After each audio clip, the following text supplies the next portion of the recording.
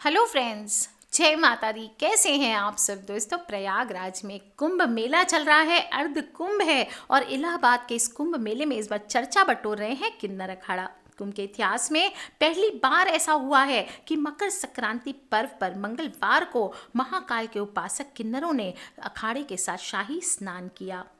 गोस्वामी तुलसीदास जी द्वारा रचित रामचरितमानस के बाल कांड में देव दनुज किन्नर नर श्रेणी सादर मज्जही सकल त्रिवेणी इसकी चर्चा की गई है। इससे ये साफ होता है कि प्रयागराज में अनादिकाल से ही जीव मात्र को स्नान और इस क्षेत्र में धर्म कर्म में हिस्सा लेने का सभी को अधिकार है।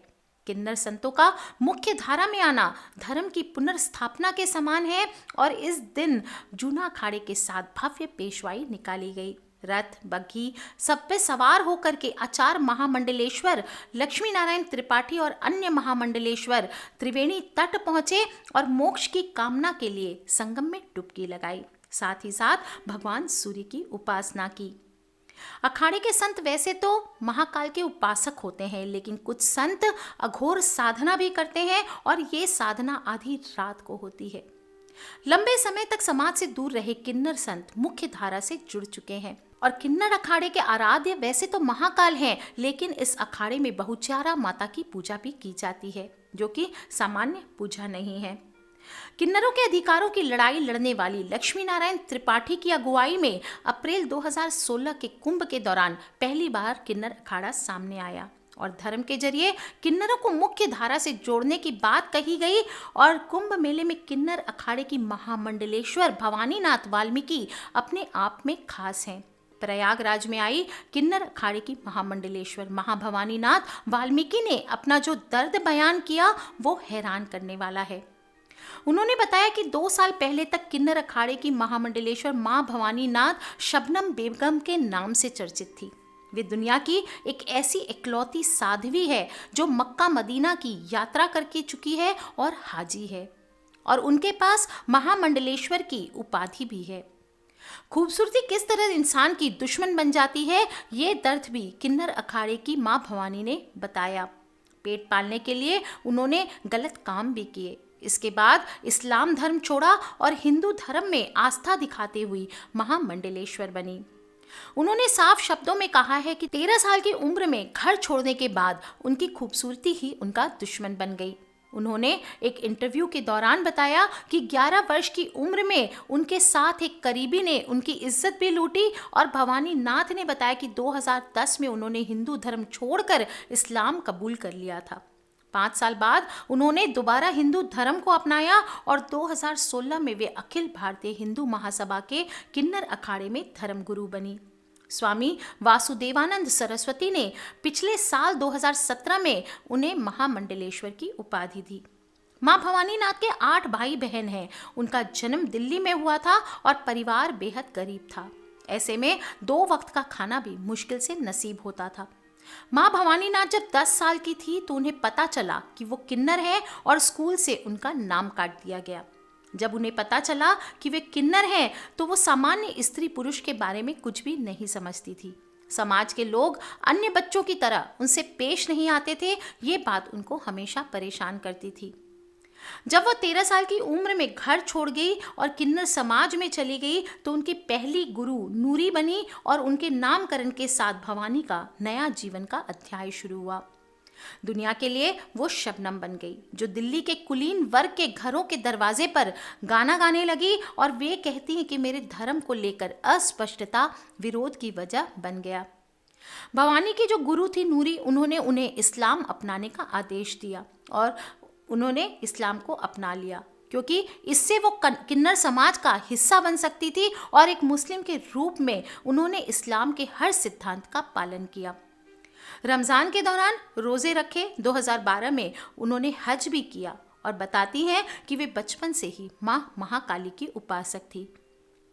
इस्लाम स्वीकारने के बाद भी उन्होंने अपने घर में सदा काली पूजा जारी रखा और उपासना में काली माँ की उपासना में वो घंटों समय बिताती थी।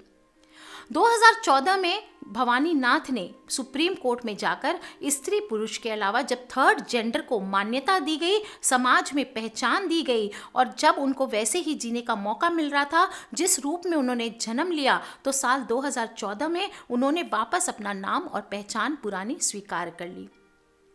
भवानी माँ ने बताया कि साल 2015 में लक्ष्मी नारायण त्रिपाठी के साथ मिलकर उन्होंने किन्नर अखाड़े की स्थापना की, लेकिन ये इतना आसान नहीं था। अखिल भारतीय अखाड़ा परिषद ने इसे एक अलग 14वें अखाड़े का दर्जा देने से इनकार कर दिया, जिससे उन्हें शाही स्नान में शामिल होने का मौका नहीं मिला। साल 2016 में अखिल भारतीय हिंदू महासभा के किन्नर अखाड़े में धर्म गुरु बनी थी और धीरे धीरे 2017 तक किन्नर अखाड़े को पहचान और सम्मान मिल गया। भवानी माँ उत्तर भारत के लिए अपने अखाड़े की महामंडलेश्वर बनी और इस साल कुंभ से पहले जूना अखाड़े ने किन्नर अखाड़े को अपने विंग के रूप में खुद में शामिल कर लिया और इस महीने शाही स्नान के लिए किन्नर अखाड़े को भी मौका मिला।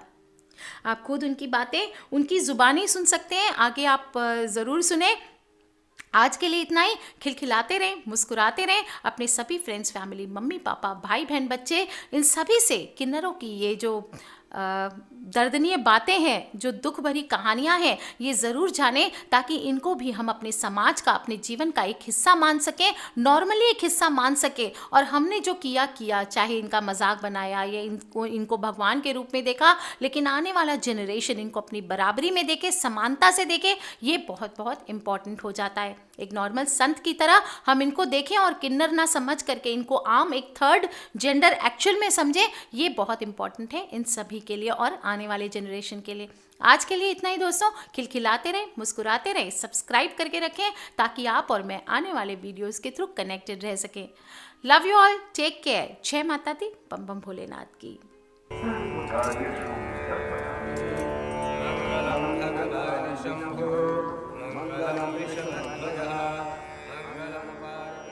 तुलसीदास जी ने बोला था, देव धनुष किन्नर नर श्रेणी।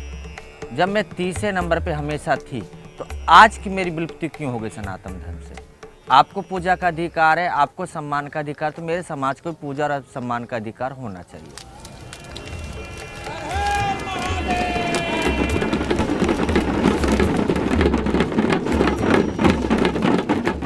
जिस जिंदगी से मैं गुजरी हूँ ना, उस जिंदगी से 4 दिन सपने में भी गुजर के देखो ना, तो रूह कांप जाएगी आपकी। एक रोटी के पीछे मेरा हिजड़ा कभी रेड लाइट पे मांगता है, कभी रात को खड़ा हो जाता धंधा शरीर बेचने के, सिर्फ रोटी के लिए। तो कहीं तो हमें मानना था, तो हमें इस्लाम ने इज्जत देती, हम इस्लाम में चले गए। उन्होंने हज करने का अधिकार दिया, उन्होंने नमाज पढ़ने का अधिकार दिया। इन्होंने क्या दिया? यहाँ तो अखाड़ा बनाने के बाद पूरा 13 अखाड़े ने विरोध किया। मुझे मूल धारा में जुड़ना था, इसलिए अखाड़ा बनाने की जरूरत पड़ी, क्योंकि मैंने 2014 में अपना अधिकार ले चुकी थी सुप्रीम कोर्ट से। लेकिन समाज को समझ में नहीं आता तीसरा जेंडर है क्या चीज़। हरी देवी, हरी देवी, हरी देवी, मनीष तिवारी,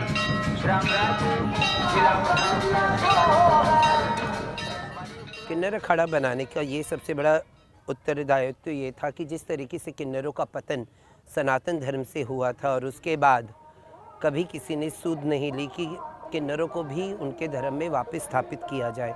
इधर चाहे वो LGBTIQ, हेट्रोसेक्सुअल, मेल फीमेल, आप जो भी लैंगिकता अपने आप को कहना चाहते हो, उसका स्वागत है।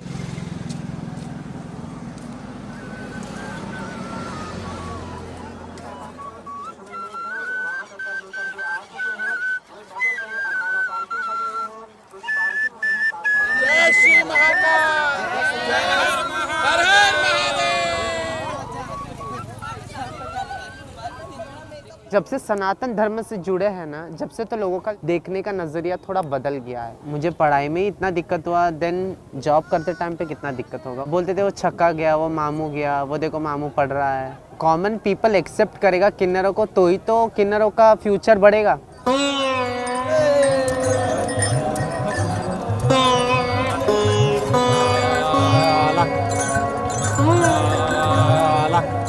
कोई किन्नर अखाड़े की मानता नहीं है। वो त्रिपाठी जी आई हैं, वही हल्ला गुल्ला कर रही हैं। हल्ला गुल्ला करे कुछ मिलने वाला है नहीं। किन्नर का समर्थन मैं इस माने में करता हूँ कि वो आए नहाएं, उसमें हमारी बुराई नहीं है।